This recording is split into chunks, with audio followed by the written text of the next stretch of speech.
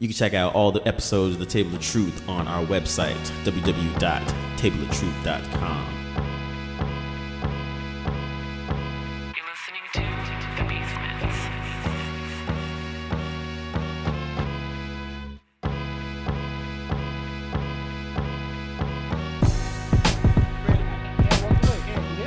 I'm here.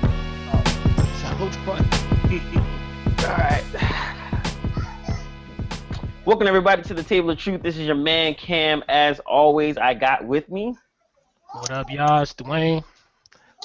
What's going on? This is your boy Ant. Let's go. What's going on? This is a special guest, Josh. And we are here with another jam-packed edition of the Table of Truth. It's been a while. Been away for a bit. Life has been kind of crazy. But today we're going to talk special episode, do a Black Lives Matter episode, talk about all the craziness that's been going on. We got a lot of questions, a lot of topics to kind of go over. But and also too, shout out to everybody that's been watching live, which has been kind of crazy.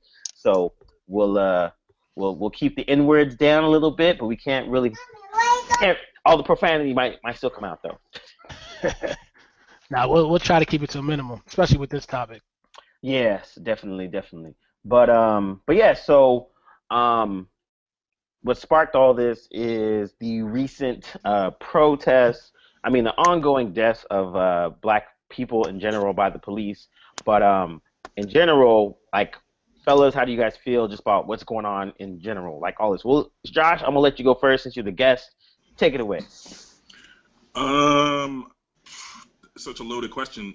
I feel a bunch of things. Yeah. I mean, the obvious disregard for the black body, for black lives, the damage that it does to the overarching black psyche, just having to explain stuff to your kids, just the litany of things that you have to deal with in terms of just sort of embracing this as a reality and trying to do something to stem the tide, to make a difference, to make it different, to stop it altogether. It just seems like such a daunting task. You know, there's so many emotions that bubble up. There's fear, there's anger, there's definitely anger. I had to go to a party just to calm down over the weekend. Yeah, it was bananas. It was real. But yeah, my sister literally was like, "Yeah, we gotta get you out the house because your Facebook page is bananas with all militant pro-black. Somebody's gonna assassinate you." I want to give a shout out to the NSA. They love listening to the Table of Truth. And Yeah, holla. Awesome. So, yeah, I mean, like I said, it's kind of crazy. And also, myself and Josh both work at BET. So being in a workplace of majority of black people when crazy stuff against black people are going on is even another feeling. So that's also been kind of interesting. And I know, Dwayne, you've been on the West Coast and how things are over there. I guess in my neighborhood, I'm in like downtown Long Beach, so I don't really see a difference. I'm not in the Snoop Dogg section of LBC, but still just like going around seeing things, just even like talking to other people. It's exactly what Josh said. You just go through so many different emotions. You're tired, you're angry. Some people are scared. People are pissed. People are uncertain of what's going to happen next. I can tell you one thing. Like when I saw what went down this week, like I was drained. Like I couldn't get sleep for a few days. It was just like a weight was on my chest, on my shoulders. It hurts, man. Yeah, I feel like we're holding our breaths, man. That's how it feels right now. Like I can't breathe. That's exactly how I feel when I think about the situation. Yeah, the first thing that messed me up was seeing him die in front of his daughter. And, as a parent, like, I can only imagine you watching yourself die in front of your child and you can't do nothing about it. So it was always one thing to say, that you see it on TV, they talk about it on the news, but to see it live and direct, it was... Yeah, I never seen anything like that. It was surreal, and I'm not going to lie, I had a lot of anger built up. It was that kumbaya was, again, out the window because I will repeat, if my son was to pass, no street corner sign, no barbecue, no party. No hashtag is going to ease my pain. So just so I have to leash out on the strength of one, you're going to know how I'm going to feel for the rest of my life, which is going to be anger, and you're gonna know that. So that was my first instinct, and it was scary, man. It was very, very scary. That was my first initial thought, was like, man, I'm telling you right now, if somebody was to do that to my son, I'm on my straight Punisher shit. I'm going to jail. That's how I felt at that moment in time, because again, there's nothing that you could tell me that's going to ease my pain. So that was my first reaction of all of this. It just feels like I said in the chat that we have, like it's like that the movie with Bill Murray, Groundhog Day. Like it feels like it's the same thing. Just like even when I first heard of the deaths, I was like, is this old? That's automatically what I thought. I'm like, this can't be this week. And then when I found out that it just happened, I'm like, wow, you got to be kidding me. Not that I should be surprised, but I'm like, what the fuck, man? Yeah, I mean, go ahead, Josh. Sorry. The thing that threw me off the most was, like, I went from, like, -10 being numb to, like, 20, to positive 20 anger in, like, 48 hours. The first dude, I was just like, God, again, yo, I don't believe this. Then you find out there's a video, and, you know, I definitely went from numb to, like, straight up just like, yo, they straight just executed this dude in the middle of the street in broad daylight. And before I could even wrap my head around that, the second brother gets blasted. And then on insult on top of injury, it's already bad, it's already wrong, he's already dead, he's already murdered. But then you find out he had an open carry permit. And you're like, well, what the hell are we supposed to be able to do? Like, the dude was doing what he was supposed to be doing. Josh, supposedly they said his girlfriend said he didn't take the gun out. Like, so they didn't even see the gun that he had. Well, yeah, you don't have to take the gun out. You just need to let them know that you have it. Yeah. Like, if you have I think that's actually what happened. He actually said, you know, I have a gun, I have an open carry permit, blah, blah, blah, blah. And then he was reaching for his wallet is what the story is. Yeah. And then you know, then from there it goes to craziness. But yeah, you know, I didn't even have a chance to wrap my brain around the first incident with Alton Sterling. Then to have this joint with Mr. Castile happen right on the heels of that, I just went from like numb to raging angry in the space of 48 hours to the point where, like you said, like one of y'all said, I couldn't sleep. I couldn't sleep properly. You can ask Cam. I came to work mean mugging all day long the day after. Yeah, same here. Just, you know, just walking the streets, you know, between here and the city, between here and Brooklyn and the city, just mean mugging. You know, it's hard to, you know, it's hard to turn the other cheek. It's hard to be like, you know, well, you know, maybe it was a no. There's no maybe. This is happening too consistently. Exactly. And the story's always the same. And my what I think angers me the most is I tend to forecast. I don't as much as you should be in the present moment, as they say in a lot of Buddhist culture, a lot of cultures in general. You should stay in the present moment. I forecast a lot. So my brain is already like, right, so they shot this dude in the chest in broad daylight. They shot the open carry dude in broad daylight in his car in front of his kid and his lady. So this is what's gonna happen. They're gonna go to a grand jury, and then they're gonna get off, and that's gonna be it. So I don't even want to think about the reaction if those guys get off. Which I think you're right. I think it's gonna happen. They're gonna get off again, but yeah. Whew, man. Good afternoon. Good night. And late edition. Oh, look who's snuck in through the back door. Incognito. Remix. Incognito. That's how we do it. Man? I'm good. How y'all feeling? Yes, sir. Good. What's the word? Be better, brother. But yeah. But again, like you said, I think the majority of the world was more anger than anything else, because again, you can't. I'm tired of justifying it. I don't want to hear any more excuses. Either rules about. I guess we'll get into that topic later. But either rules has to change laws, or unfortunately, this is what's going to be the norm. Because this is not Hollywood. There's nothing scripted. Every day is a new story. Every day. But if this is the new norm, guarantee you there's going to be more dudes. There's going to be more dudes like what happened in Dallas.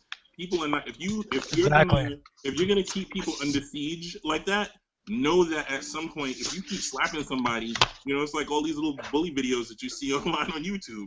You can slap somebody 100 times. That 101st time might be the one But That sets the person off. yeah, He's gonna pick you up and body slam you. and realistically, I can ask this to all of y'all. Who here wants to die today? Who? Right. So just off that strength alone, certain people. I'm not advocating violence, but damn it, let's just keep it for what it is. This is not a movie. Certain people out here is not trying to go out like that. Nope. Certain people out here is not going to watch their kids go out like that. And you have to understand that's their family. That's their kids. Certain people here have security, can go to limos, or maybe certain people doesn't have those. They can drive home safely. Certain people out here is real, and they got to go through, being prosecuted, being judged every day. It's crazy out here, man. It's literally a war out here. All right, so now with all the stuff that's going on, Cam, stop moving around, man. So with all the stuff that's going on recently, recently Melo had an open letter, kind of just like to his fellow athletes on some like, yo, this is not the time to be chill and silent. Do you guys think that more black athletes, actors, and people that have a more higher profile should join in the fight, have a say, have some type of a conversation, or say something about, or say or do? Because a lot of them do on the back end, like whether it's nonprofits, whether it's their own thing, but they be just as vocal, just in general. Well, I could chime in real fast. I think with some it's going to be harder than others because the decisions that certain athletes make trickles down to a lot of people putting food on the table.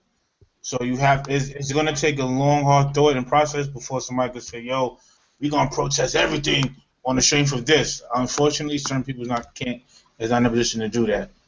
Is that an excuse? It is what it is. Some people, I don't think all is going to do that. I really don't think so. All the athletes, you mean? Yeah, I don't think all the athletes are going to do that or come out.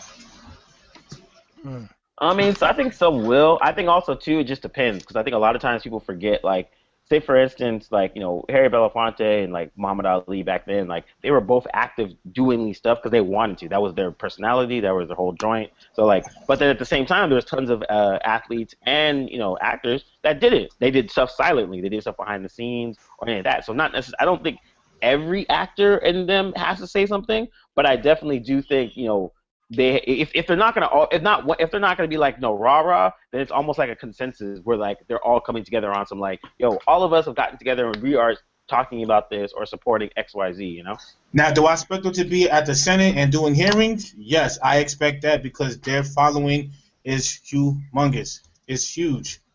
A lot of these stars from the age of 18 to 25 is millions, thousands that will support them and follow them. So yes, I expect them to fight for law changes in their community and state. I expect that. I'm kind of torn. Like I know some people aren't going to speak and whatever, but I feel like a lot of these athletes nowadays, they have a brand that they want to protect. So their corporate sponsors are probably telling them like, mind your business. But just like Cam just said, those activists and entertainers from the 60s, they stood up.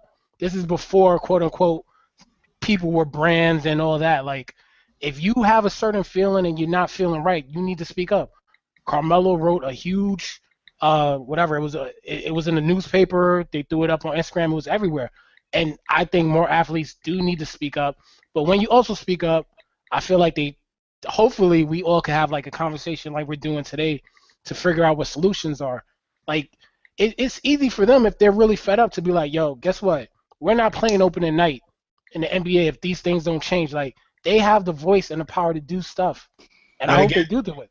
But again, I think the struggle has been massaged a little bit when you have a Lambo in your parking lot and life is comfortable. So it's just human nature. You're going to forget the struggle because you're looking at yourself saying that I made it. I'm good. Yeah, but also too, like Chris Rock had made a good point. He was just talking about the one big difference that we kind of forget is that, back then they were all experiencing extreme racism like on a daily basis. Yeah. And in the next generation, it was like monthly to every other month basis. The next generation, once every 3 months. So now a lot of the athletes now, again, they're athletes, so they have racism there, but it's not like a everything. Like it's not like they're like, yo, you guys can't get on the bus. Yo, you're not getting on the plane. Like they're not getting that racism every single day. So then sometimes they do get a little far removed from it a little bit. But I will say this though. I think with the gun violence going on, I think we're at that level of it's extreme now. I 100% agree.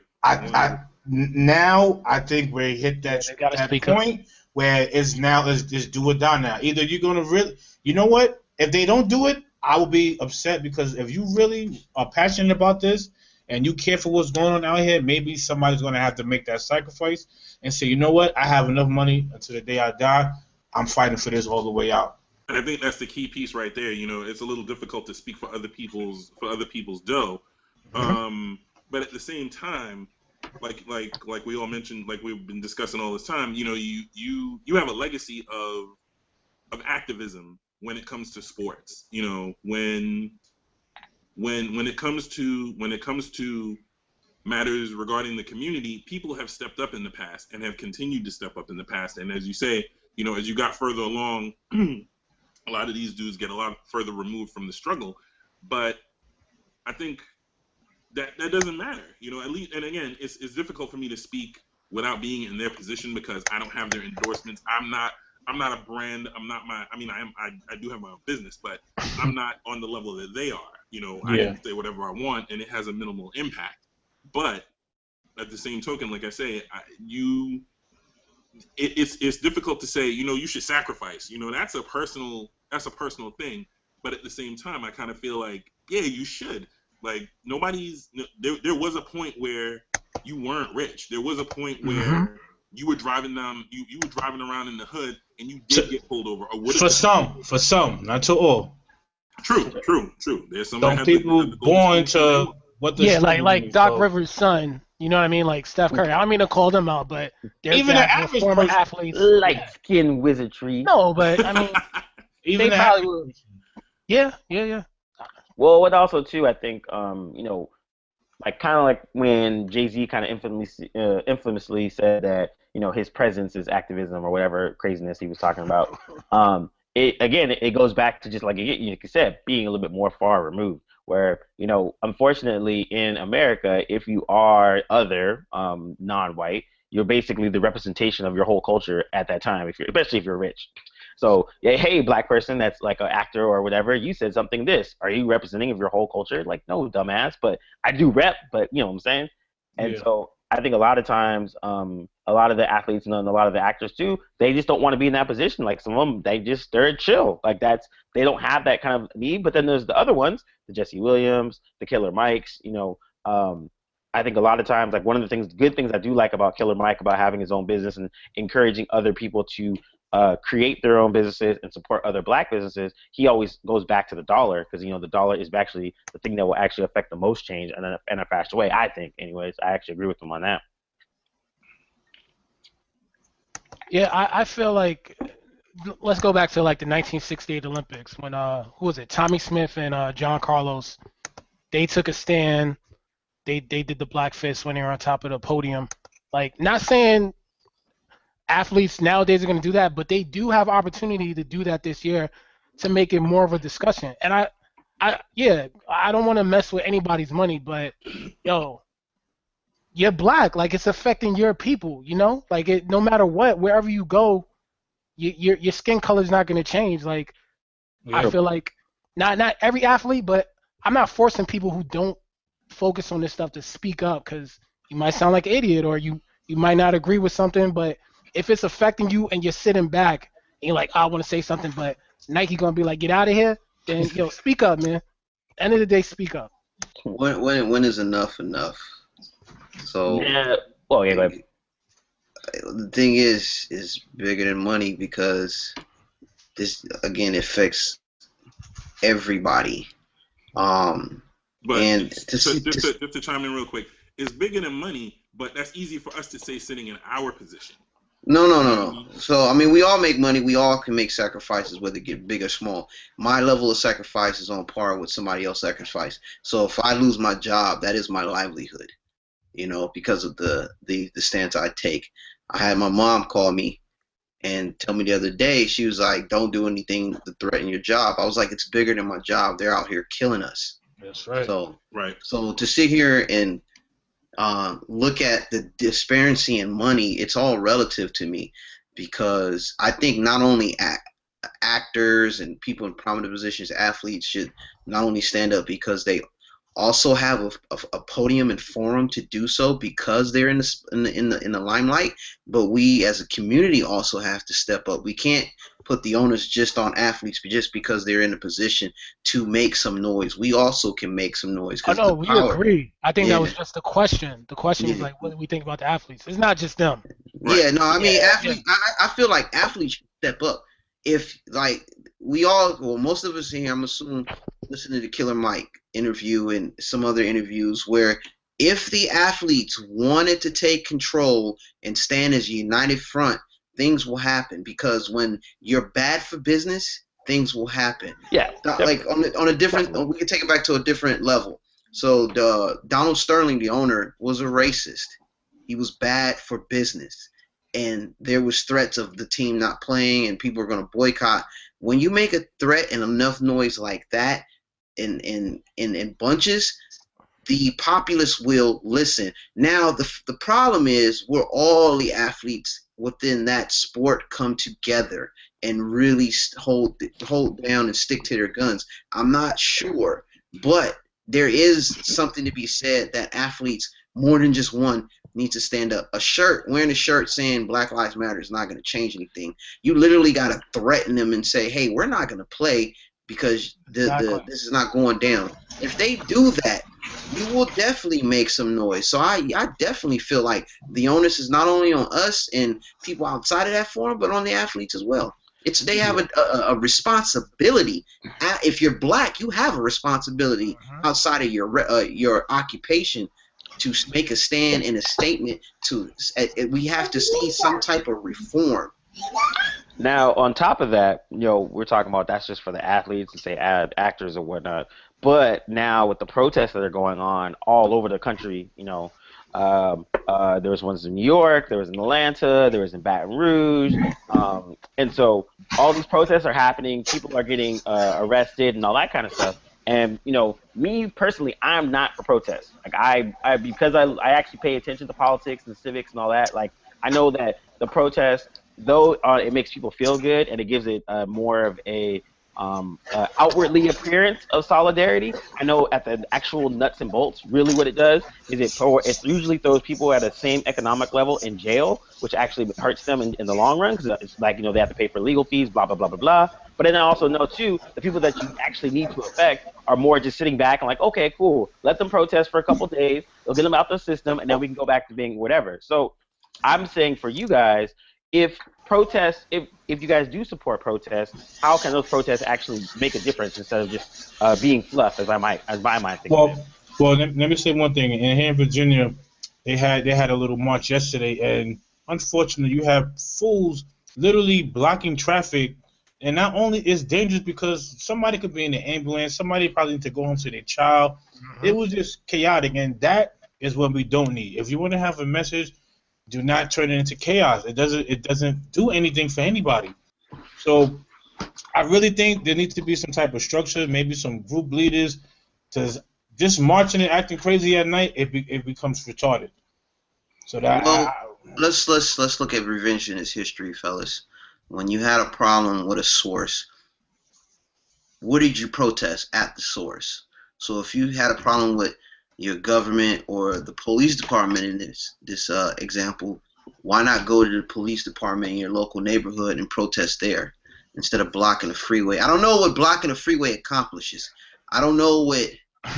Maybe they're on their way to the police precinct. I don't know. I don't know. Who knows? I just feel like if you have a problem, you bring the issue to the problem and to the source. To the source. So if I had a problem with the police station, or the way the system, not the police, but the way the system is acting, I would be in front of every police station picketing, saying, Black Lives Matter, blah, blah, blah, everything that we have an issue with. Or go to the wherever sources that run this law enforcement, I don't know the hierarchy, but take it to them, because, you're getting arrested. And protest when I guess Dr. King and all of them marched, they marched down to through Selma, through Washington, wherever the problem was at. They just didn't go arbitrarily to some park and block like the parking lot or something. They actually had a plan of action. Now, I'm very ignorant to how protests are run because I've only been in a few. You know, it's either at a city hall or something. So we never really had like a real serious issue like this. It was for lesser known issues, but for something like this, I would think you want to go to the police station, go to your chief of police in your county or your city, and demand change, or have a caucus. Because I see in other situations where the police and the community try to get together and they have this back and forth of trying to discuss the problems, but protest is just a small part of solving this. There was mention amongst some peoples I was talking about, financially you can try to hurt and try to make change. There's various ways to try to make change outside of just protesting. Protesting does serve a means to an end, but to me, I think there has to be a more grandiose plan and a strategic plan to really make some noise in a collective unit, whether it be athletes speaking out, not supporting certain things, keeping your money black owned, et cetera, et cetera. So there has to be a systematic, strategic plan in place that when stuff like this happens, again, we don't forget about it a couple weeks later until it happens again. It has to be checks and balances. Oh, I don't think the route of just all blacks supporting blacks is going to work, only because not everybody's going to follow suit. And number two, we're too far behind to be saying, "F you, we're just going to support us." It's not that. It's just it's more along the lines. If you don't agree with something, this goes for everybody, not just black folks. I also have an issue with other minorities not coming together because, like I said, I believe it's not only a black thing, but I think more than black people should be standing up. I feel like this reflects everybody that's not. I mean, it's non-black. It's a black issue right now, but this affects everybody, and everybody needs to come together. That feels right. If this is unjust, then everybody needs to stick together and band together, because that's what they did. The Asians, the blacks, the whites, everybody came together if it was unjust cause. It's just not a black thing, and black people can't do it by themselves. Agreed. I 100% agree with that. I think just to piggyback on what you were just saying, Cam, I feel like that's not a point that can be stressed enough. I think that if black people are beefing just by themselves, if we make a lot of noise by ourselves, nothing's going to change. It has to come from all quarters. Everybody. It has to come from black people, white people, Asian people. There needs to be more than just us taking up the cause. It can't just be rank and file people on the street like we were talking about with the previous topic. I think it needs to come from prominent athletes, more actors than just Jesse Williams. You're right, because we only make up 12-13% of the population. Yeah, and that's the part I'm actually gonna real quick. Cam, I want to talk about the protest part. I think the reason why it's hard to compare protests in the '60s to today is because those were their livelihoods. Mm-hmm. Civil rights was an everyday. Not saying Black lives and police brutality is not an everyday topic, but people were marching about civil rights. They were marching about Vietnam. Like there was no Instagram. Yeah, there was no Instagram for them to get distracted. It was like every single day, this was on their mind. Just like we're saying, like we feel like this topic keeps on coming up, so I feel like we always have to talk about it. And sometimes we don't. We want to feel happy. We don't want to stress and be upset, but those people in the 60s, they had to worry about their rights. And nowadays, unfortunately, this is a topic that we have to speak about every single day until it gets fixed. And also, what I was going to say, too, is this is the part that comes, one of the reasons why I'm not the biggest fan of protesting is it's awesome to protest. That's cool that you get your voice heard, and especially in this era of social media where I can change my profile pictures to all black in solidarity with black people, blah, blah, blah, blah. My thing about it, though, is one of the things that people oftentimes forget is they're protesting against a system that they actually don't even understand how they're getting messed up by it. Exactly. And this is the part that really annoys me the most, because for someone that actually pays attention to politics and civics and how they're screwing us over, when you're trying to explain to someone like, yo, man, it's cool that you're rioting and protesting, but you actually should be at your local politician's place because this is the person that can affect the most change in your local community right now. Like everyone talks about Trump being elected president, blah blah blah blah. That I mean, it sucks, but your local representative, your local congressman can literally do more change in your small community and start from there than like Obama. Because again, Obama's in that exact same position where him taking office, gun sales have soared, like all this stuff. Like people actually like it's actually worse now in terms of guns and how the policing is. That Obama's been in president than it was beforehand, and so he can sign all the executive orders in the world, but that doesn't matter when your local hood. When you're right, the police don't live in the hood anymore. They can't even tell you the names of the people that live there, like those old school things that used to happen 40 years ago. It is. I think what you said about the politicians, you're right. When you're done with the protest, come back home and protest with your politician. Like just don't go to wherever this march is at and come home and drink a beer. No, continue to be upset.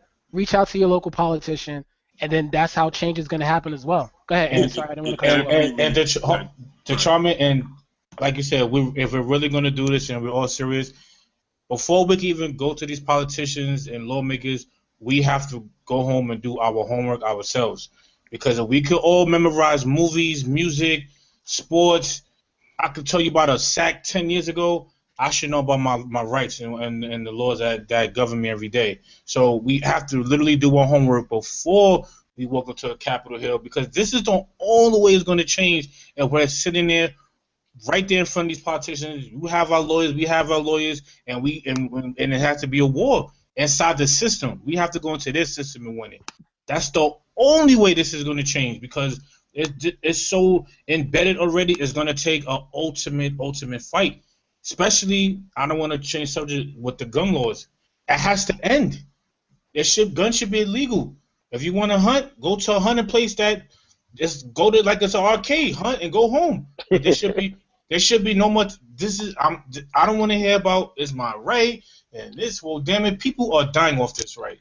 And see, that's the Wild Wild West mentality of Western culture. We got to do it. Especially American culture. The reason why I say that is because, unfortunately, in America, it's a right to go and own a gun, but it's a privilege to drive. And it was also right to hang motherfuckers 400 years ago, and they changed that, right? Yeah, that's definitely true. So if they could change that on the strength of people getting massacred, this is exactly what's happening with these guns right now. And so these damn laws, man. And so to that effect, now this is the part that, like, not even on a race part, but just on a gun level part, like, we do have, we basically do kill more of us than any, the Americans kill each other more with guns than anywhere else.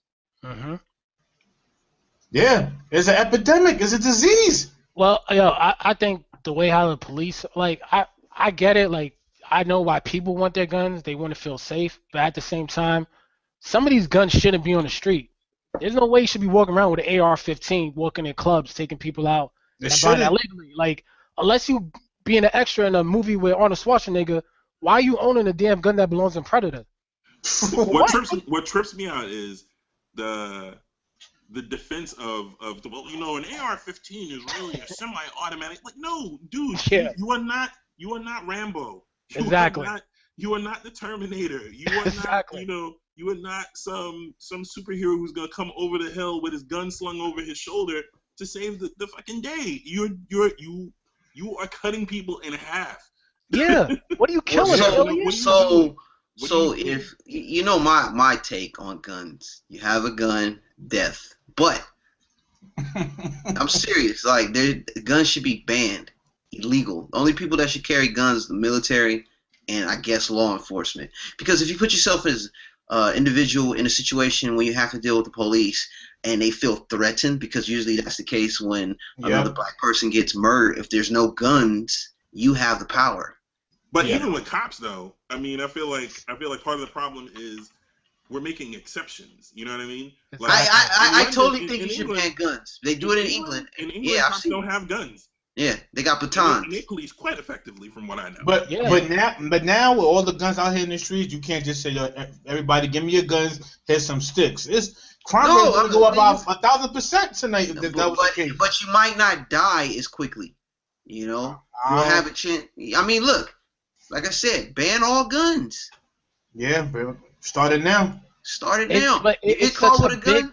it's such a big business. Like, I agree with you, but fucking America's not gonna do that, man. But that's why the fight comes in, D. That's why we're talking about this has to stop, because we can't be afraid of the quote unquote big All right. business. Well, if we get rid of guns, we're gonna be reliving Rodney King again.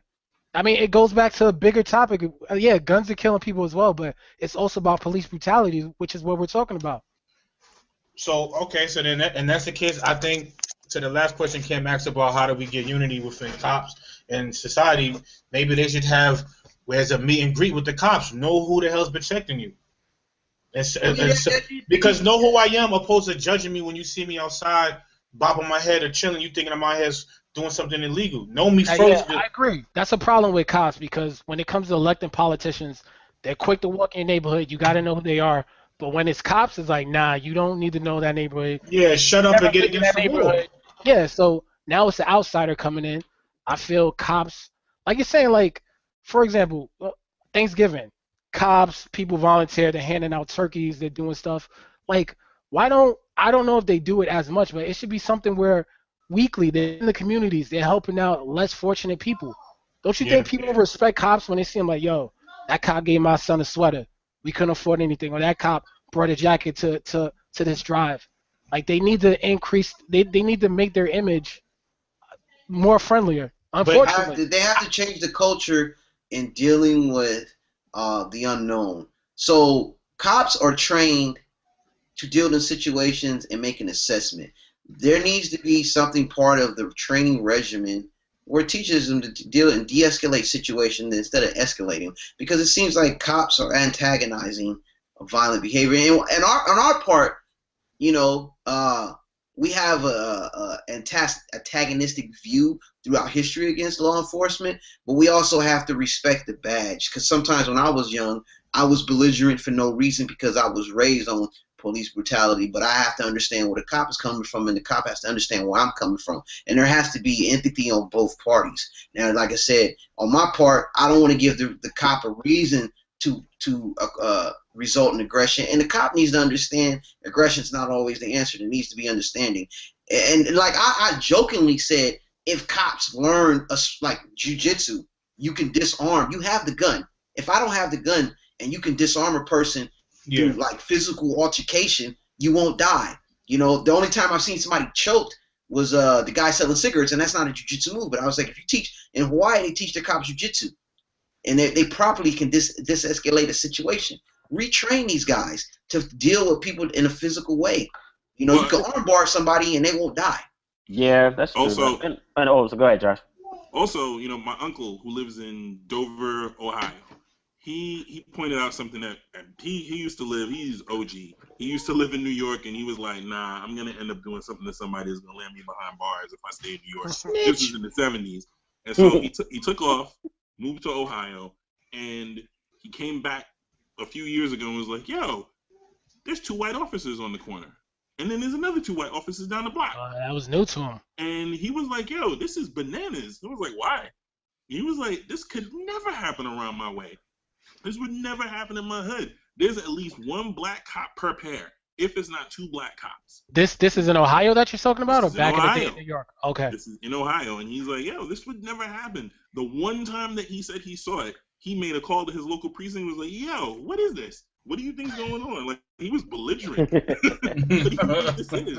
And I think, and I bring that up to say, I think that speaks to, you know, if you, and that's not to say there aren't rogue black cops that are out here doing dirty the same way, but I think if you have someone who's of your culture, who speaks to your experience, who knows what it's like to be a black person in this world, walking around wondering whether or not the next altercation or the next time that you buck up against a cop might be the last thing you ever do or see.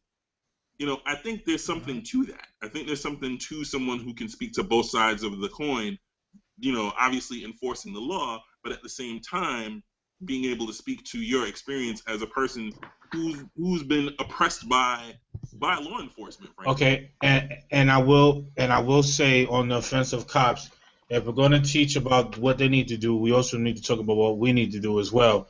So pretty much, I mean, it can't be, yo, F the pigs. I don't F with cops, because if you want fairness, it has to be on both sides of the fence. Because again, you can't have a cop just say, okay, I can't do this, I can't do that, but yet you can call me pig. My life is on the line. I got a family too. So I think if we want this to work, everybody has to come together and make this work together. Not saying that we have a reason to get shot and all that, but I'm talking about as far as that not being judged and that peace factor. I think we all have to come together and say, you know what, I'm gonna let these guys do their job, and you know what, if I'm wrong, I'm wrong, and just you know what it is, but you know that's what I think that has to take effect as well. And I also agree too, with you that have to to. a point. Oh, okay. Sorry, I agree with that to a point, because I feel like, you know, if you work a customer service job, your job is literally to serve customers. So if you come in and I'm the sales clerk, and you come in and you feel like you want to be able to just talk to me any kind of way, I'm not suggesting that you just sit there and take it, but that is kind of what the job is. You're dealing with the That's a public. great analogy, Josh. Okay, You know what I'm saying? but we have to respect the badge though Let him too. finish. Let him finish. Yes, you do have to respect the badge, but at the same time, my job is to deal with you as you are. My job is to de-escalate if I can, and if I can't, just go through the process of whatever it is I'm there to do to serve you, whatever way it is that I'm supposed to do that. In the case of officers, listen, if I call you a pig, if I talk about your mama, if I say, you know, you ain't washed your clothes and you stink, whatever it is, to a degree, you're there to take that and mete out whatever the law dictates in a given scenario when we're interacting.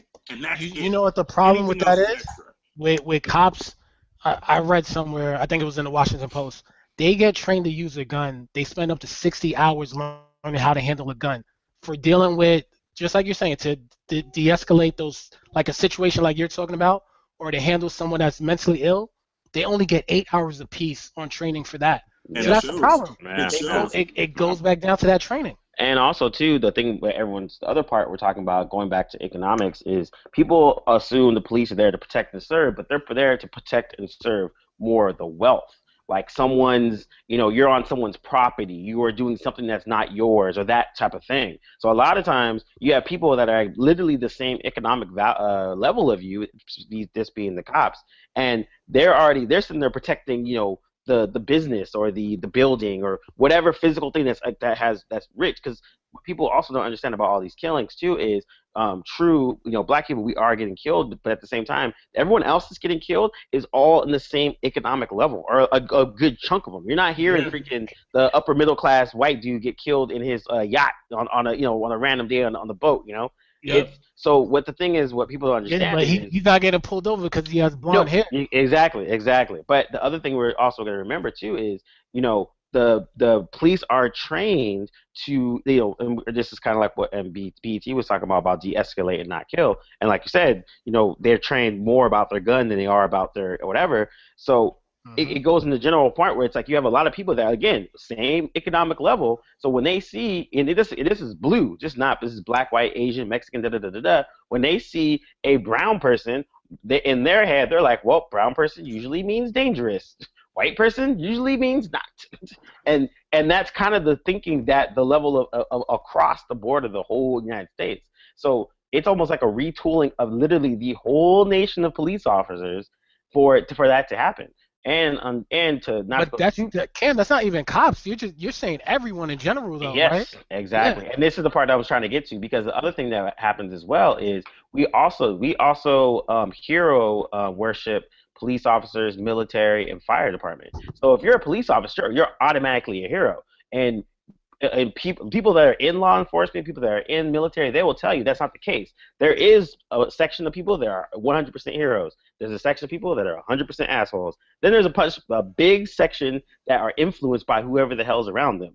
So if you're in a bunch of places where there's a bunch of assholes, you're more than likely going to either be an asshole, or look the blind eye while they're doing some shady stuff. Or if you're around really good people, you're going to be really good as well. So there's it has to be literally a fundamental shift in the whole country in terms of the heroism of it. Because again, every time a cop kills somebody, black, white, Asian, whatever, what's the first thing that happens? Administrative paid leave, period, automatic. It's the idealism of how law enforcement does their policing. Mm-hmm. That's the change That- that needs to happen, and that's the structural influence that's been set in place and conditioned since I don't know when. But that needs to change. The whole idea of how they approach different ethnicities, races, creeds, colors, whatever, needs to change. And there needs to be an open forum and an open discussion, not only amongst the cops, but amongst, like I said, the cops and the community, to have some type of understanding, empathy. You know? But it goes deeper. That's race relations right there. Yeah, It's but bigger that's than the cops that's, when you're talking about it. You know yeah, what I mean? but it starts there though.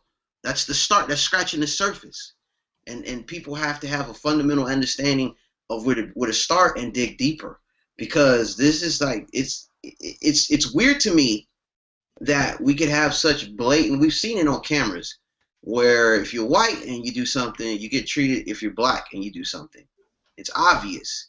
But why is that happening? Like, it's not as simple as just like, oh, they just hate us and it's racist. There has to be some fundamental root that we need to get to as a community and as a people. And I think also the automatic benefit of the doubt, because you're never going to root out bad people. Cops are people at the end of the day. So you have bad cops, you have good cops, and no matter, let's say 25 years down the line, we've eradicated all the problems that we had that we've seen in the last week.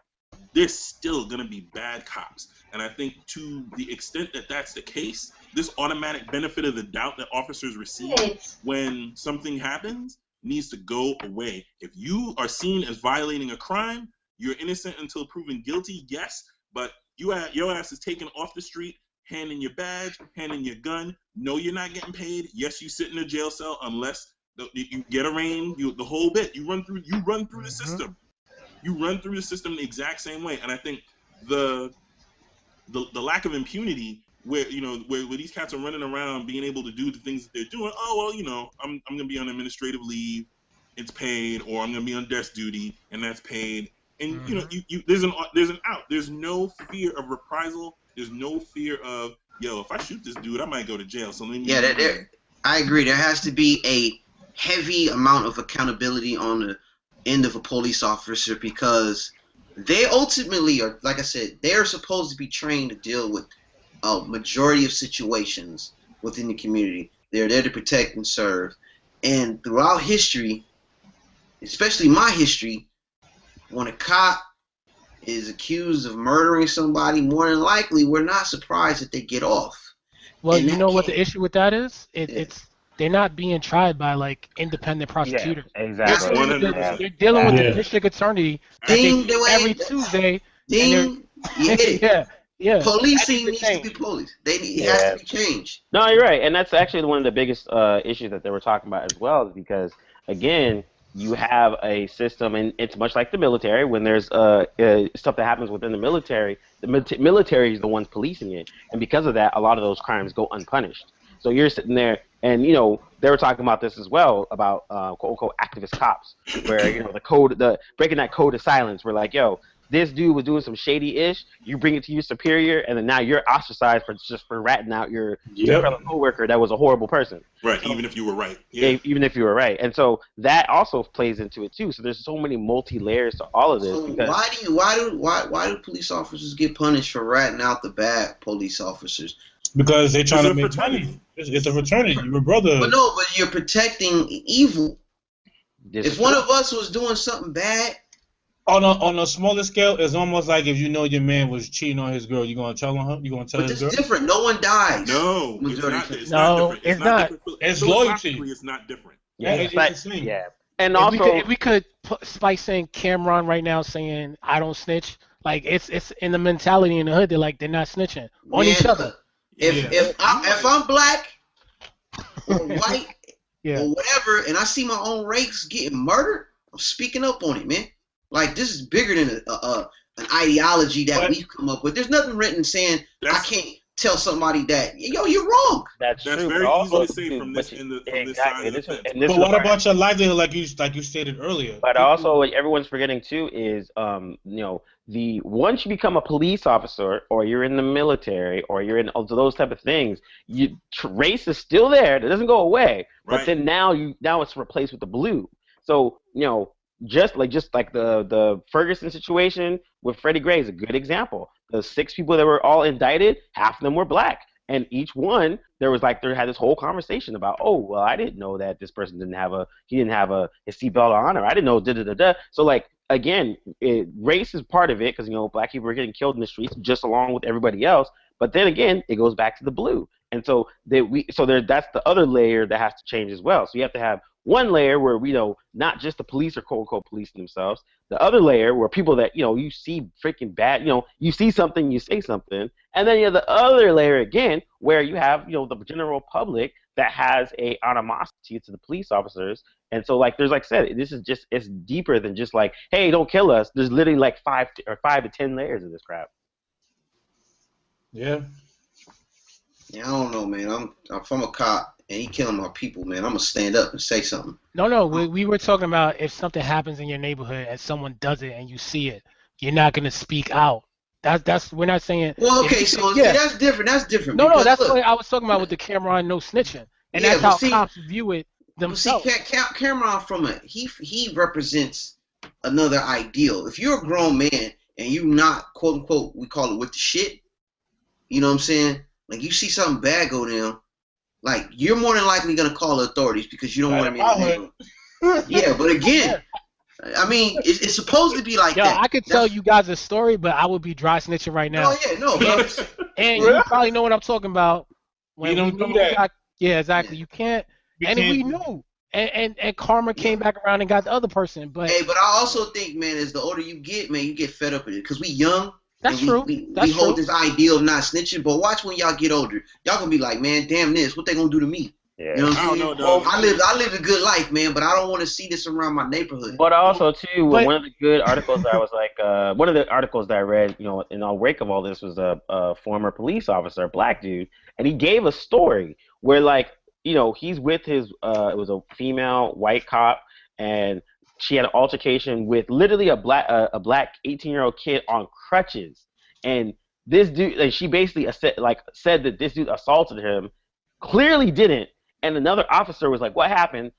Officer was like, "He assaulted me. This dude's on crutches." The other officer comes up, punched dude in the face. He's on the ground, and like, "Get up." He's like, "Dude, I have a freaking broken leg already in a cast. I can't get up," and then proceeded to beat his ass.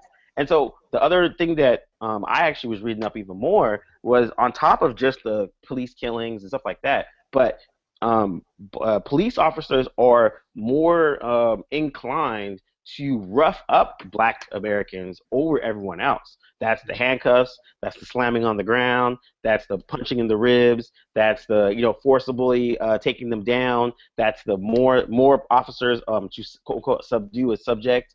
And so not just the again goes back to the killing part, but it's also just how police officers automatically treat black people like kind of like they're superhumans, Mike Brown and those kind of situations. They'd be like, man, my life was threatened. I'm Yep. like, 100%. I don't have a gun. You have the gun. Because the way they're looking at this black person is that they are a threat, no matter, like they said, Tamir Rice, dude he's a 12-year-old kid with a fake gun and literally got rolled up on by 3 cops, like a kid. And that's all the Gary State too. Yep. You can walk And around then, with your gun. the other one that even baffles my mind on top of all of this was the cosplay kid that was at Walmart. This fool he put a sword on layaway, picked up his sword in Walmart, put it on his back, went to go pay for it. Someone called the police on him, said there's a black man with a weapon in Walmart. Police came and took this dude out. Yeah, he had a freaking katana. What the hell are you gonna do with people? Bell was ice on the cake for me. 51 shots and everybody walk. Come on, that's ridiculous, man. Diallo was it for me. I could throw 51 M80s at somebody that pop and I get life. Yeah. I mean, we all have a story of where, we see cops abuse the power, but it's just we're tired of stories, Ken. Yeah, we're tired of stories. Well, I mean that comes,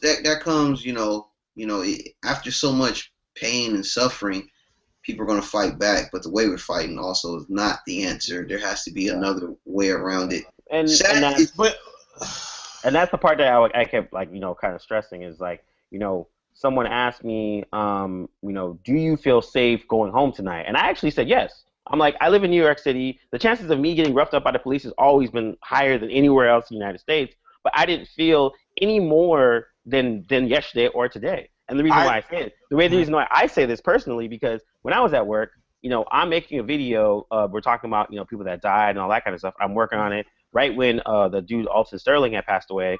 I go to bed. 12 hours later, I wake up and Philando Castillo gets killed. So I have to change said video and add another new person in.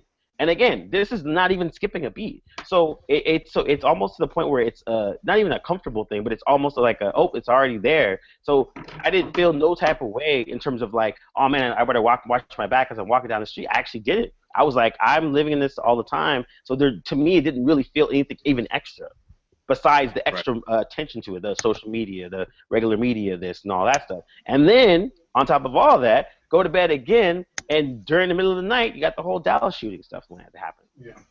Well, I personally, my girl and I, she was literally crying the whole night after that incident happened. I stood there on the couch and she said, "Yo, Aunt, what are we going to do with our kids out here the way society is going?"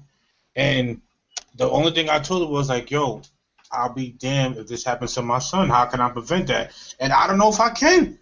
And I took it so serious, and it was, for me, it was like scary but real. It's like, what can I do to help where I can promise myself I take my kid to a daycare on Nathaniel, he's going to be 13 this year. He goes outside, and my promise he's coming home is real. And well, not to cut you off, but the thing is, okay, you can't do anything on the cops' end, but as a father, you can educate your kid and how to deal with the situation. But think about it. The cat Castile who died, he did everything that we're supposed to do. Quote unquote, right? No, yeah, I know. I'm saying we don't know the story until it comes out, but the story that we've been told, he did everything right and still got killed. The issue I have with that is like, okay, he did everything right, allegedly, right? And if the guy says I'm licensed to carry a weapon, and the dude's like, don't reach, I'm not reaching. You know what I'm saying? No, of course. I think in the video, his girlfriend or his fiance was saying you asked him to pass his wallet, and he was reaching for his wallet, and you shot him. The cop was like, "Let me see your driver's license, your ID." So I guess he was reaching for that, and that's what happened. Because if a cop says license or registration, and I say, "Oh, by the way, I'm licensed to carry a gun," and he says, "Okay," and I'm saying my next question is like, "What do you want me to do next?" Yeah, you as a cop or you as Castillo? You as me as Castillo. Yeah. And as a cop, he has to be clear in his instructions. Here's the thing. I'm assuming that he didn't just get his open carry license the day before that happened. That means he stopped some ridiculous number of times, like 50, 60 times over the course of a few years. So this is not his first rodeo. This ain't day camp for him. So my guess is he is well versed in how to address an officer and how to deal with an officer when he gets pulled over. He didn't die before this. You know what I mean? Yeah. And we also heard the audio why he was pulled over. It wasn't for a busted tail light. That's a whole other ball. Yeah. For having a wide nose. But also too, just to put more of a finer point is, when Alton Sterling died, that's even a crazier story. Now, he was literally number 595th person to get killed by the police in 2016. By the time the Dallas shooting, there was 610 people had died now.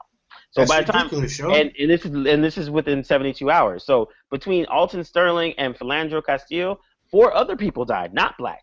So that's the other thing too that I know everyone always we have this big all lives matter versus Black Lives Matter. Yeah, we don't know how they died. These could have been bank robbers that got shot by cops. And again, I thought the same thing. So what I started to do is I started researching. I started looking at it. One was a suspect that shot somebody. Another one was breaking and entry. Another one was someone that had a Facebook argument with a police officer, and the off-duty police officer shot homie, black dude. And so, like I said, these stories are insane. And again, back to what Ant was saying about guns, it's like, you're right, dude. We don't know how to act. We might have to take these shits away. Straight up. Like, what are we going to do? Every other civilized country in the world, they had quote-unquote mass shooting, anywhere from 5 to 10 people. All the guns done. They haven't had mass shooting since. Like I said, Cam, I said it should be a law passed. You own a gun, you get the death penalty. No ifs, ands, and buts about it. That's it. And where are they getting all these guns from? That's the root of it. You can't tell me somebody walk into the store and let me get 55 AKs, let me get They 18 are, shotguns. Yeah, they are. They And are. There needs to be a law that says turn in your gun or turn your life over. Whoa. That's Now what I you feel. You stepping on my Second Amendment rights there, brother. And Change the amendment. Change the amendment. That I mean, amendment. it's tough to Yo. say that when now that cops are becoming more of a military. But People are going to want to protect themselves. I might. This is the reason why I'm going to say that. The reason why I don't think the Second Amendment will change, back to what we were talking about before, is about money. NRA is huge. Yo. And these dudes spend so much money on lobbying, and this is the part, again, when I talk about knowing the system and understanding why this is. There's a reason that the NRA is super huge. There's a reason why they have the money and they pump it in. And it's the funniest part is their own members don't even agree with half the stuff they're doing. And the dude, Philandro Castillo, was a member of the NRA. Yeah, that's my second question. How come they didn't speak up on his behalf? Well, let me ask this question: was it when they signed that amendment? Was there slavery at that time? Second Amendment? I'm pretty sure. Yeah. So, You know what? Let me Google it before I automatically agree. I see what you're saying, Ant, but at the same time, again, as we're talking about changing the But slavery when they wrote the Constitution. But go ahead. Yeah. Well, as we're talking about changing the whole mentality of a nation and how we police each other and how we police the police, as well as how we view the police, we'd have to once again look at the Second Amendment, and again, which is almost as American as apple pie. People like to talk about it because we're Americans and we're cowboys and blah blah blah blah. It's a fundamental shift of the whole nation, and then the Second Amendment, because again, we have literally 2 guns for every citizen in America, but those guns are in only 20% of the populace. That shit is insane. That should scare you more. Honestly, the Second Amendment was around when slavery was around. I honestly believe 90% of people who wrote that probably had a slave in their house mopping their floors. Yeah, of course. It's the same with the Constitution. So for me, exactly. So for me saying that, I could give a F about these laws, man, because these laws was never meant for us to begin with. They maybe made them a little more compromising for us, but half these laws ain't for us. It's just the struggle's real. So I don't care about these laws. If it has to be broken, if we have to sit there and keep going to court for the next 4,000 years, we have to do it, man. Because I'm tired of living behind these laws. Was never meant for us to begin with. They hated us a couple of 100 years ago. How all of a sudden the laws is for us now? How come has anybody ever protested about reforming the Second Amendment? Yeah. A lot of times. Unfortunately, unfortunately, you don't have as much money as they do. But again, this goes back to what I said about actually understanding the politics, the laws, and the civics. And there's and people don't really understand what lobbyists do. People don't really understand what these politicians are getting. So when you say, like I said, say for instance, Obama was like, you know what, I'm going to sign a freaking executive order to repeal the Second Amendment. And they're like, well, you can't do that because in the Constitution, to repeal the Second Amendment, you got to go through Congress, you got to go blah, blah, blah, blah, blah. Like, this is the reason that people that are in power are taking advantage of an uninformed populace. Well, how many people needs to die before we need to really revisit? Yo, man, them dying does not hurt other people's bottom line. There you go. I was just about to say it has zero. Sadly, so we're trying to say it doesn't impact anything. So the moral of the story is the almighty dollar wins again. Yep, 100%. At the end of the day, until you start. What it all comes down to. And ultimately, we only have a discussion when the opposite end gets killed and gets the same type of repercussions that the oppressed have been going through, because.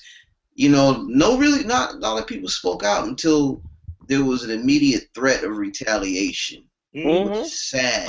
It is true. There's a couple people that I follow on Twitter, and when the retaliation happened is when they spoke out. And I'm like, I just started looking like, really, did you talk about what happened earlier in the week? And I scrolled through. I'm like, okay. Yep. I see where their thoughts lie. And that goes back to the heroism of police officers. And that article about that former police officer talking about that, he said the same thing. He was like, in America, we automatically put every person that volunteers to be a police officer, that puts that's their job, put their life on the line and to protect and serve, as a hero. And he was like that, and not everyone deserves that actual title. And it was interesting because my friend, he was former military, 2 tours in Iraq, 1 in Afghanistan. He said the same thing. He was like, I was with a bunch of numbnuts half the time. He's like, there was some genuine like heroes. There's genuine people that had my back, and then there's a bunch of people that are just not even good people. Period. Yet them being in the military automatically quote unquote qualify them as a hero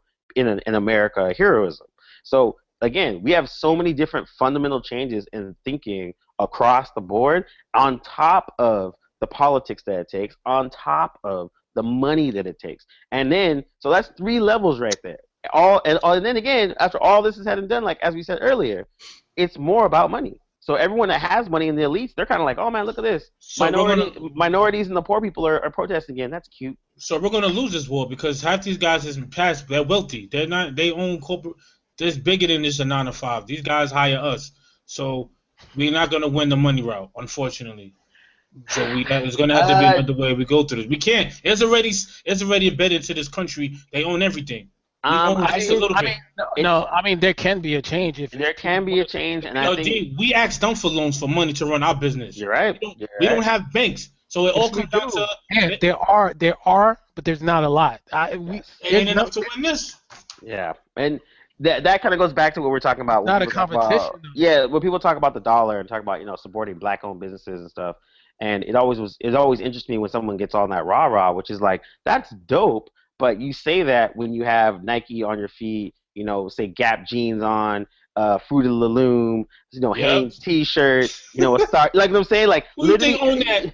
Yeah, like literally everything on your body is not a black-owned business, and then you're driving in a not black-owned car. Like, so if you there's all these things that it's a level. You got to start with somewhere, like Killer Mike was saying, talking about how he wanted to put the emphasis on the banks and that kind of stuff. And I've heard other people talk about how churches that usually do have an influx of a lot of money because they're in poor neighborhoods, and people, especially when there's bad things happen, what's the first thing they do? Let me throw money in the church because then God will pay me or whatever. But those types of banks, and since they are tax free, banks, churches, because they are tax free, could actually become their own banks and help their own community. And that's another way. So there are different levels, and again, we got to go back to those solutions. But it's a mix. It's a mix of everything. It's a mix of being more informed and understanding how and why you're getting oppressed, because these laws literally are written because these people don't understand them and and they will, like, just like you said, they can tell you who got dunked on 10 years ago in the NBA finals, but they couldn't tell you who their congressman was or what law just got passed yesterday because you weren't paying attention. So those are those things that the uninformed populace is part of the reason. And social media informs it. Love and hip hop, freaking the Kim Kardashians, like all this shit is there specifically so you don't pay attention to real things. And then when it hits home with all these killings, then all of a sudden we're kind of like, wait a minute, stop, pay attention, everyone stop. What's going on? Yep. 100%. And I guess that answers your question about athletes. Some athletes think the same way. Remember, half these kids, they're young, 21, 22. They trying to go to the Bahamas, man. They got it rich. Why should I give up what I bust my tail for, for the strength for people who might not even give a damn, and like you said, don't know what bill got passed yesterday. Well, when it hits home and they're like, yo, why are you driving an Aston Martin? Yo, pull over. And they kick him in their face. That's when it hits home, unfortunately. Yeah. Or the cat that got his leg broken in the NYPD, played for Atlanta, got quote unquote mistaken for a suspect. And got a little cephaloshin. Yeah, that shit was crazy. And I remember when the Daily Show did a whole little bit on it, and he was just like, "Yo, man, you did it. You fought the system and you won. How'd you do it?" He was like, "Oh wait, so you're rich? You had a good lawyer. You had a white friend to back you up, and all right. So all you got to do is be rich, have a good lawyer, and have a white friend to back you up. All right." You know what it is too? Maybe everybody needs to go back to church, man. Maybe that's what's missing, man. We don't hear enough of that. Maybe we need to get something. Got to work, man. Something. I'm just giving us suggestions. No. If we have a multi-layered problem, then we need multi-layered solutions. You have to attack it. You have to attack the problem at as each tentacle pops up. If there's a financial component, we control the money. We're consumers. We control where our dollars go. At the end of the day, we act like we don't, but we do. Yep. the voting booth is not the only spot. As a matter of fact, that's probably one of the last places because everybody's bought at the end of the day, even Obama. Okay, so if I want pro that, tell me how I should do, because honestly, I don't know if I was to do that today, I wouldn't know what to do, because I don't see a lot of black-owned businesses to begin with. Well, it's not just black-owned businesses. It deals with finances. It deals with education and being aware. Okay. Yeah, I mean it's a multitude of things. Everybody wants to understand, like, we have a problem and how we're going to solve it, but everybody has to do their part within your capacity. Of course. Yeah. Think globally, but act locally. And the other thing too is, it's kind of the same thing with our priorities. Like we're at a running joke where it was like decline of black wealth is because of hair and Jordans, and that was only just to be saying that, like, the priorities of a lot of people definitely aren't in building wealth and building that kind of stuff, because a lot of people don't even know how to do that.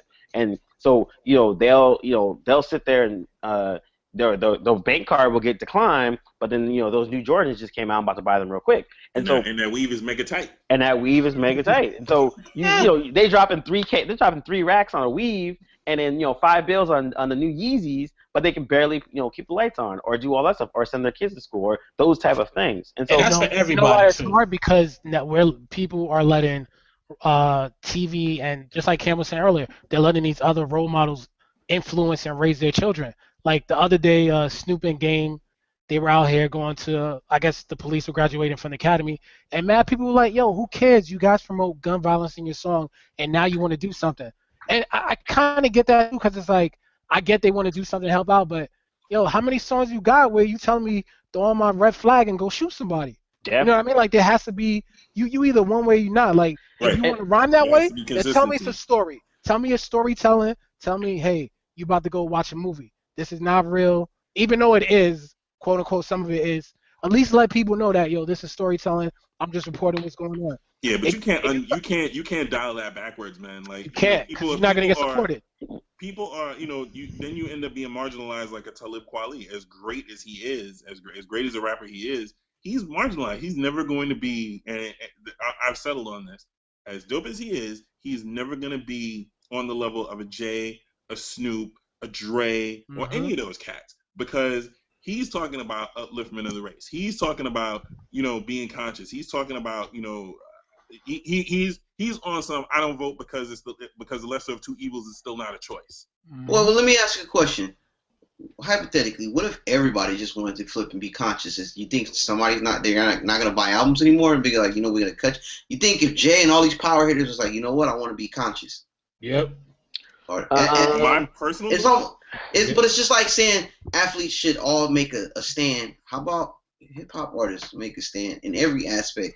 Trying to promote positivity. But I will say this in defense of rappers too. You can't blame them if they're talking about guns and somebody's intellect is not wise enough to say, you know what, I shouldn't kill somebody because they're talking about guns. If there's art and there's poetry, you can't fault them for that. And it doesn't come down to being wise enough. I told you the story before. When I listened to Biggie's first album, I'm like, yo, this dude probably did rob a train when he was younger. I'm not even joking, though. I'm listening to the music, and I'm like, he's probably telling me stories that he went through.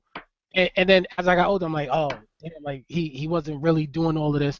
But there's someone who might think, yo, I'm about to rob a train. So it's not about it's not about you not knowing what's right and wrong. It's just sometimes people don't understand what these rappers are saying. They take it as it's a real life story that they're really going through this. And also too, the other thing that people forget is, now we're in an era where you have, being a rapper isn't necessarily a badge of like honor or anything like that. You have rappers that just doing it quote unquote for fun, that have no regard for where it came from, what it was doing. They just doing it literally because it's a hustle. It's something that's fun. They're putting out songs. They can barely freestyle. They don't really have any connection to anything that has to do with quote unquote the culture besides they just like rapping and they're just doing it. So they almost don't have a sense of responsibility as like say previous rappers that wanted to do it, saying like, oh, people are affected by my raps and stuff like that.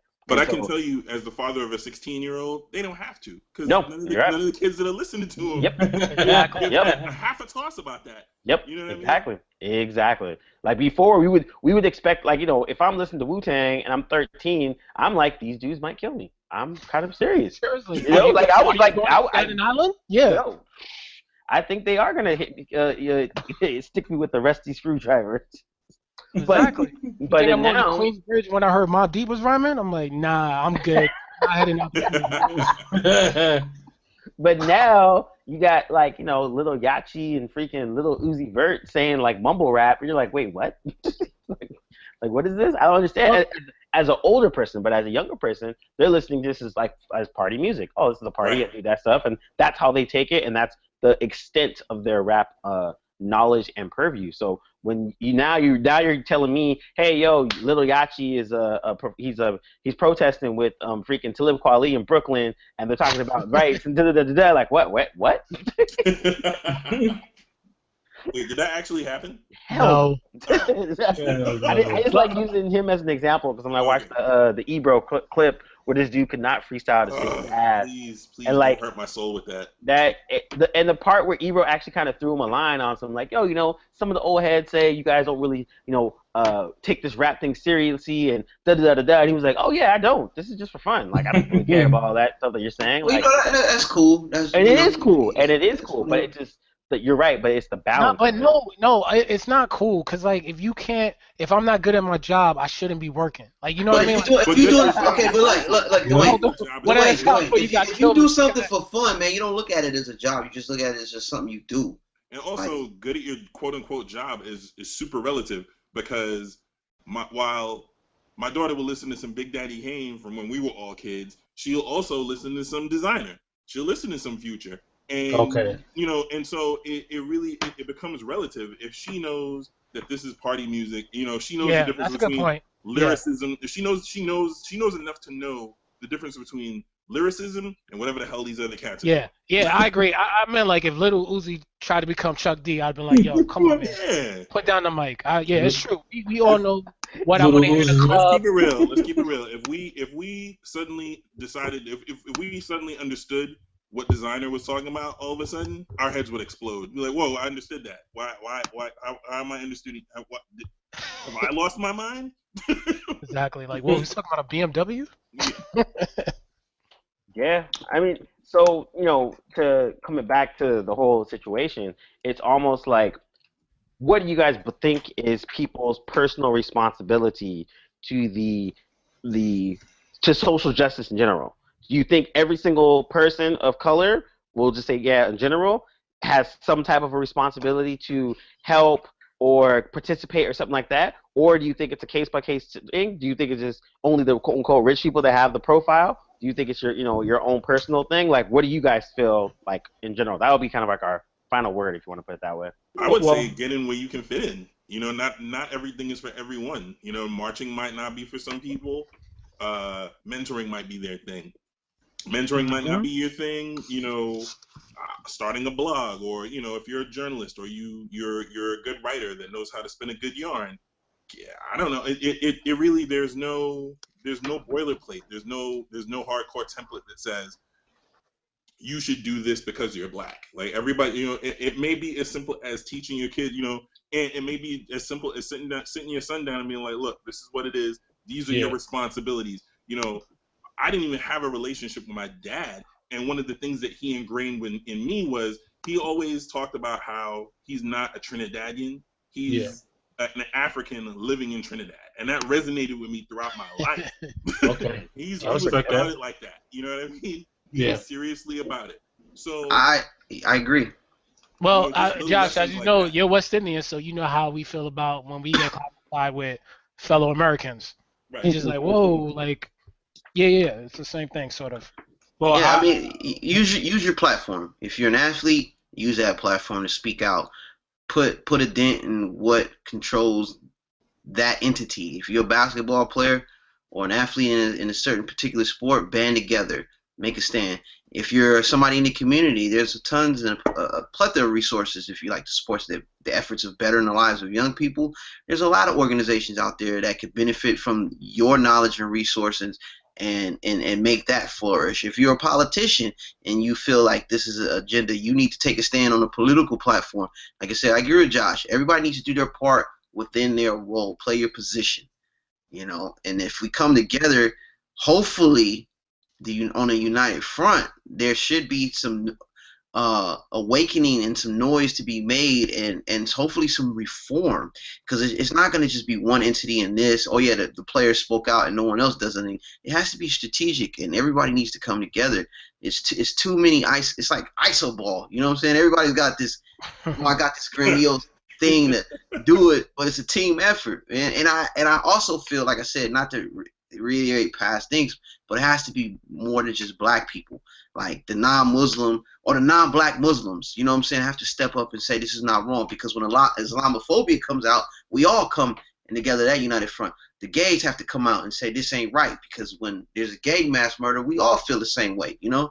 Yeah. It's unjust. So I think every race, creed, culture, background that has the same ideology as people who are just and feel like this is wrong needs to stand up and come to a consensus on how to systematically approach and have some understanding with the problem at hand.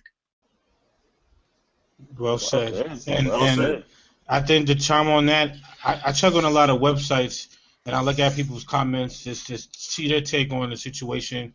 And I noticed that a lot of non-blacks say, you know, well, reverse racism and what's such a big deal, and you know, why is it always got to bring up the race card?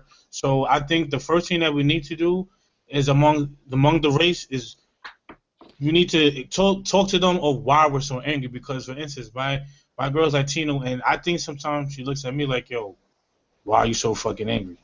And I think she doesn't know where I stand as far as my background, how I was raised, black, slavery. So all of that combined, I just have that raw emotion. I think that's what the separation is. A lot of people who's saying, you know, why you're making it a big deal, Black Lives Matter, they really don't know of how we feel based off our history. So I think everybody needs to be educated on what the hell is going on with us and why we're so upset.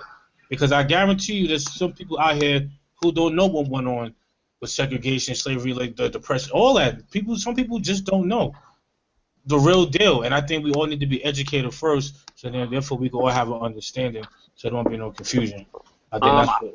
Yeah, and also what I was going to say to that is the other thing too is a lot of times non-black people, they almost don't know how to support. So someone expressed a feeling where they're like, you know, there's a lot of people talking, and they felt very damned if they do, damned if they don't. So if they say something, like they're almost like saying something like people are. Us as black folks, as all this stuff's going on, it's a heightened sense of stuff that's going on, very emotional. So people are looking for non-black people to say a very specific thing, not an opinion. They don't want your opinion. They want you to say a very specific thing that's basically in line with what's going on with our emotion, which is on that end, that's one thing. But it's harder for non-black people to have that conversation with black folks. But you know what though, Kim? The cut you off to tag on what you just said. That's the problem too. Why don't they know our history? Ain't we part of the great God of America? Yes. Not to, and don't they know about Christopher Columbus? Don't they know about this? Or are they ignoring the situation? No, not at all. But at the same time, and I had to let someone know at the same time, they were expressing their opinion, and I was telling them, I was like, yo, having your opinion is dope, but just understand the climate that you're having that opinion in. So, and so it doesn't matter. You can say, and again, this, you know, it doesn't matter what that opinion is. I mean, because, you know, again, we're in America, everyone has an opinion, blah, blah, blah. But I was like, you should have your opinion. You can have this conversation, but just know that if you start to have this opinion in this current climate, people are less likely to listen to you because they're already in a heightened state of emotional sense. So when, you know, say if you're non-black, and you're like, well, okay, that's cool that you're protesting, but that's not going to solve anything. Why don't you guys get organized and do da-da-da-da-da? Of course they're going to get attacked by people from all over the place. Oh, you're not supporting the black cause, da-da-da-da. Like, no, they're just trying to be rational on some, like, hey, let's put all of our focus in something that will help. And I get that. But what I was explaining to this person was like, to that person too, I was like, yo, you're right. This is a very volatile and delicate situation right now.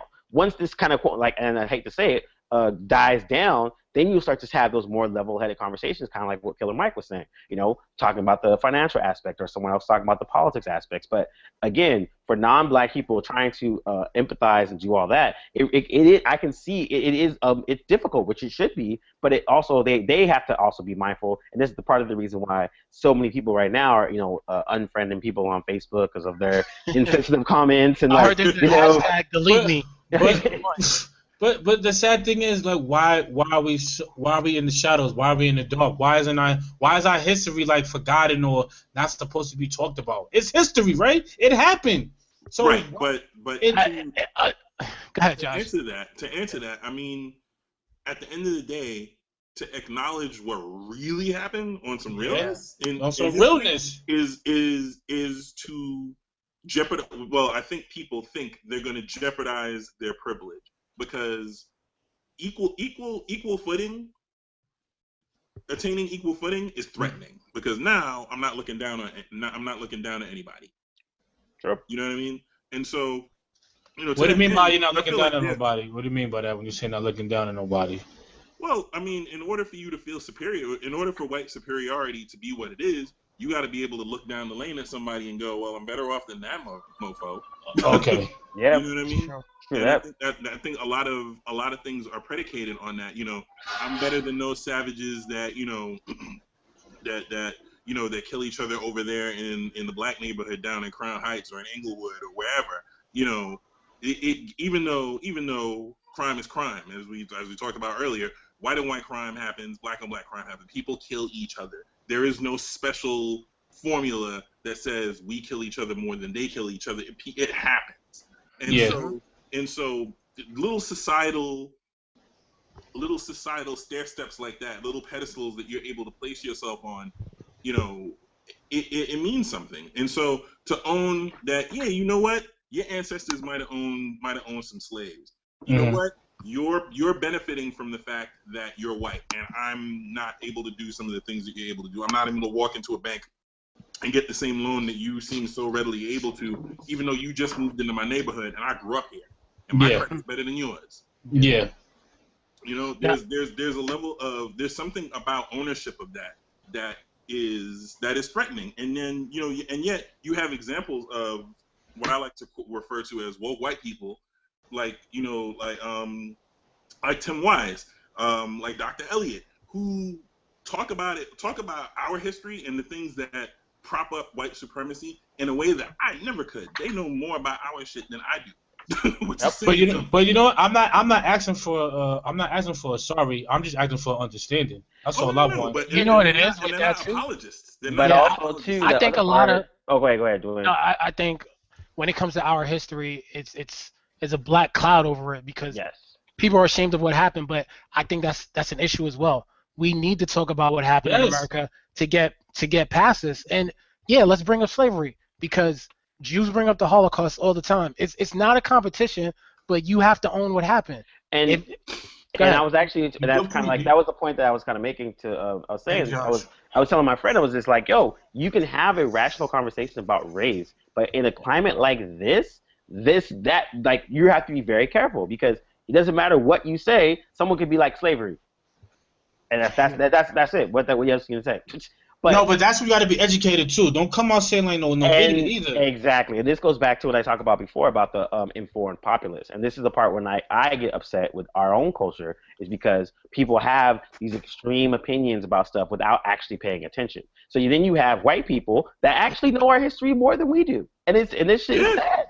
And this happens way more often than people want to admit it. So it's cool to be quote unquote woke. But it's like, yo, there are people that actually sit down and study this shit more than your average black person. And again, and people try to get past this because, I'm black, so they're like, nah, man, there's people out here that have no history. Exactly. Like, now, again, just not saying that they're ever can be black, but they are experienced this. They've studied the black experience so much. So when they ask you certain questions, they're asking it from a sense of like, well, I've seen that blah, blah, blah, blah happened. I've heard that this, and this happened. Let's have this dialogue to see why this is, as opposed to, the people that just want to go, that just talk a big game, but really don't really pay attention to the actual history, Yep. So the moral is we all need to educate ourselves Well, Yeah. and if you're not, if you don't know, you need to know. Yeah, real quick, just like what Josh was saying earlier, we do have to all collectively chip in, whether it's us on this podcast, whether it's athletes, whether it's someone listening, whether it's an entertainer, and just like he said, you might not be able to go and protest and grab a microphone and yell, but yo, go home and do something. Take some imagery that might help. Go volunteer. Like, I think we get lost in our real world. Unfortunately, we do. We come home. We want to go play Pokemon Go and walk around and catch Pikachu. But yo, donate 30 minutes. Donate an hour. Read something you don't know. Go find your local community center. Like, try to figure out a way that you can help your own neighborhood, because that's where it starts. It has to start locally where we live. Well, yeah, exactly. Like a branch out. Yep, exactly. Because that's one thing I do. Like you said, I work on my household, and maybe that's what everybody needs to do. Like you said, it starts with your home. I make sure CNN is on the news websites. I have them doing reports on stuff, because you have to be a teacher at home. You are a teacher too, and not even that for kids. Your brother, your mother. Teach everybody, like, if they don't know something, help them. That's the only way this is going to change. And also, too, I think it's also important to have those open dialogues with your non-black friends without being overly sensitive and overly, combative. It's true. Like, because a lot of times when people are asking you questions, they're asking 100% out of ignorance. And there's a certain level of ignorance where it's like, all right, now you're just being racist. But there is a level that's just kind of like, whoa, shit, you're asking this question. Let me answer it to you in a calm way so that you can have open dialogue, as opposed to just being like, yo, you look, you racist bastard, blah, blah, blah. Be like, well, hold on. I'm letting you know, and that might not be the best way to put that. This is one of the reasons why I'm not on Facebook anymore. Like, just like you were saying, people were just running out, throwing out their opinions. 100%.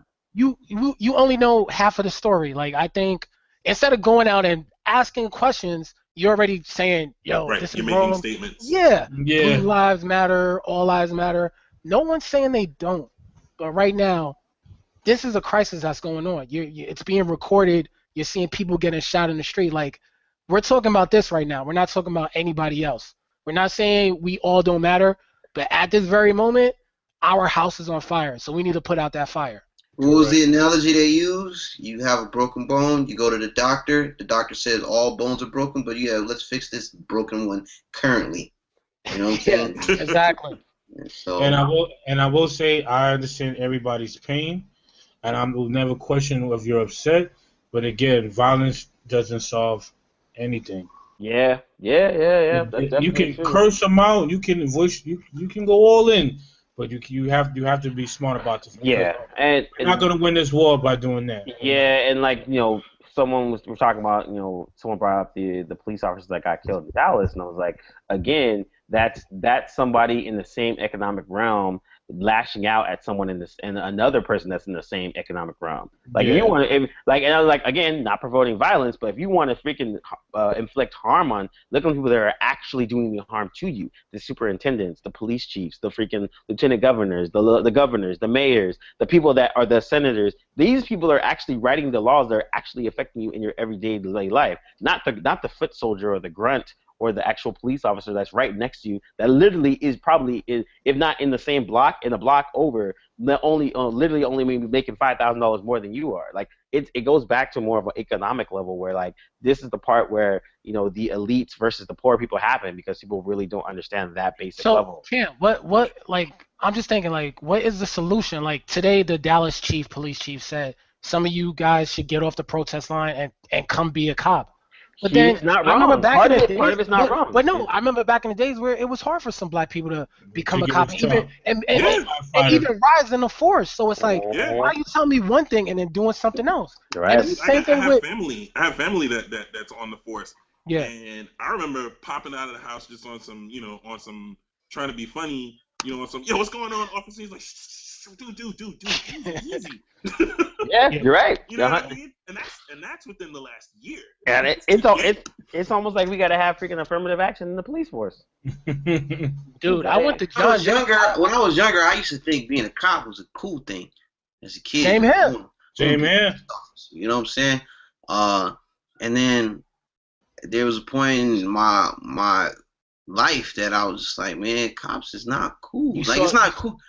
You saw Boys in the Hood, man. Just say it.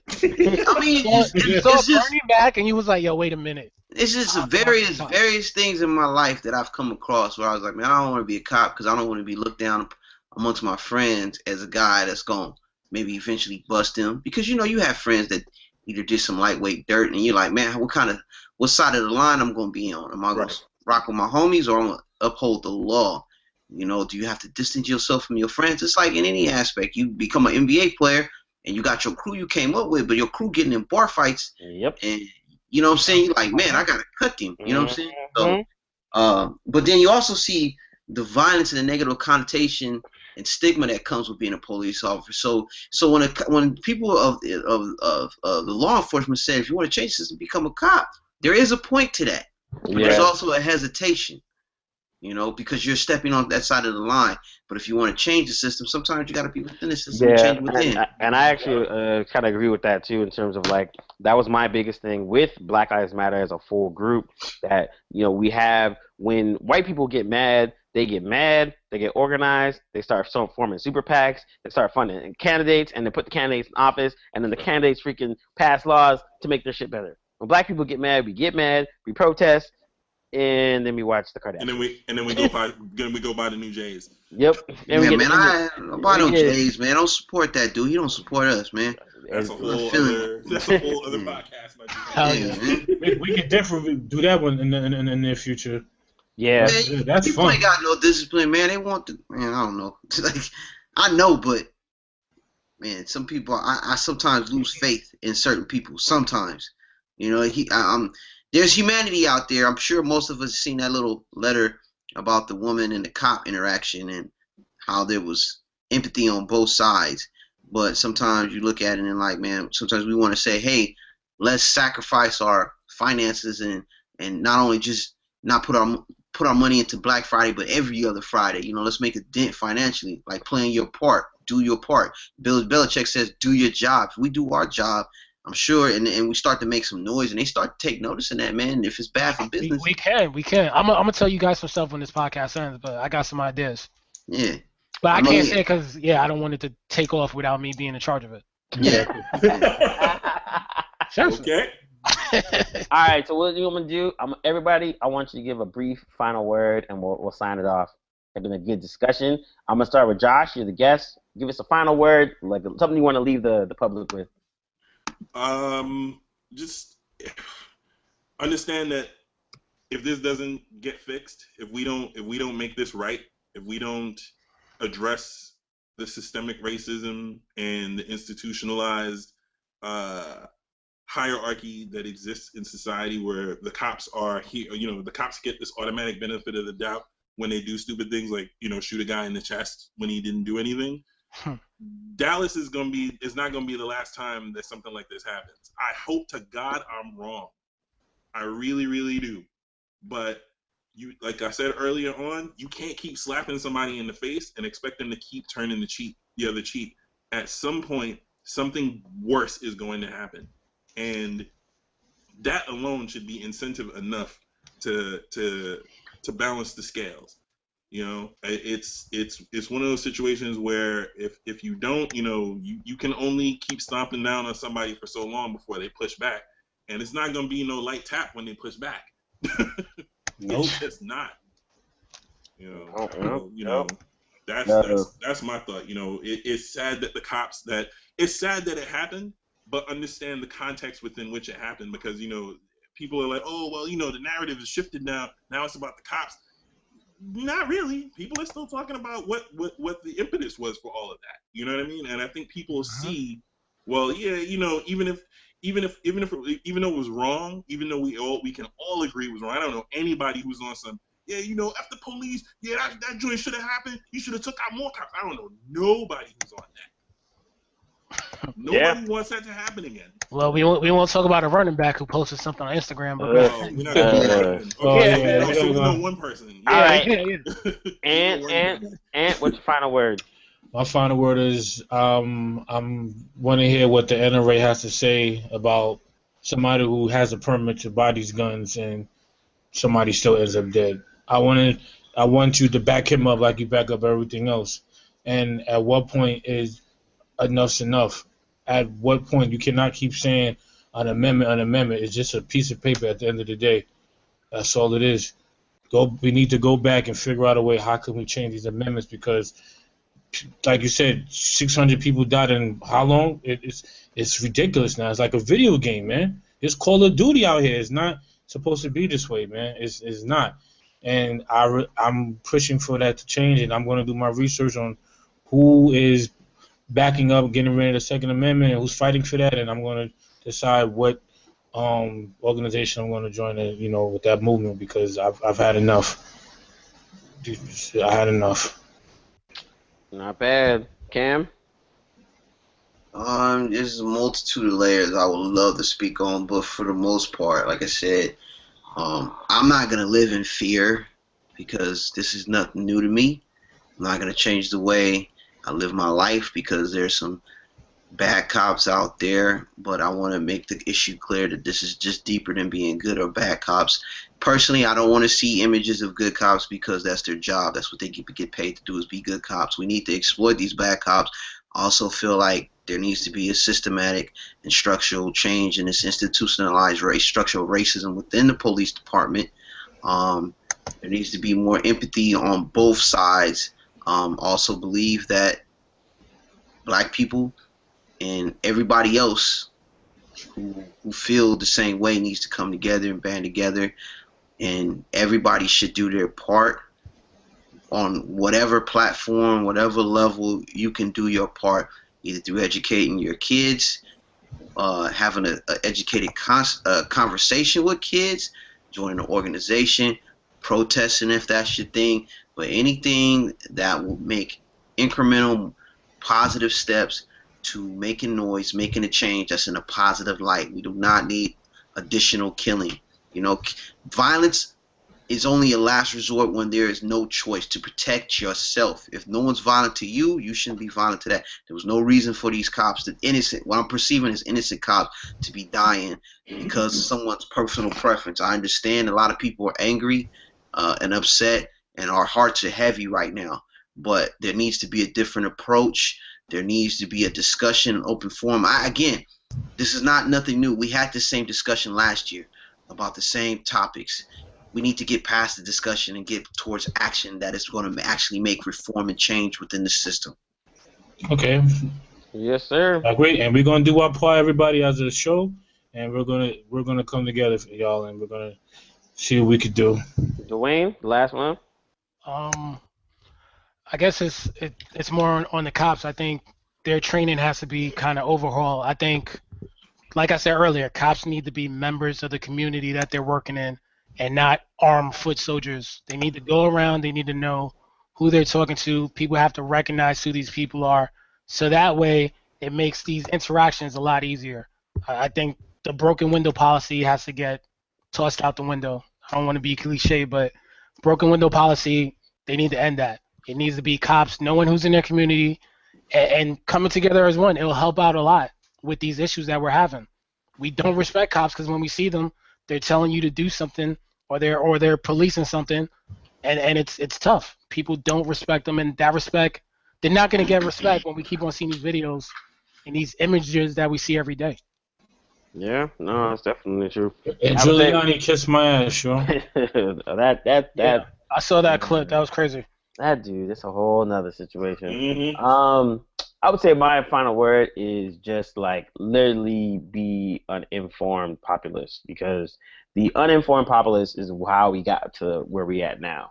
And people really, really, really, especially when it comes to on politics and civics, they really depend on the dumbness and lack of information of people to do things. Like, they do things in full light knowing that most people don't pay attention.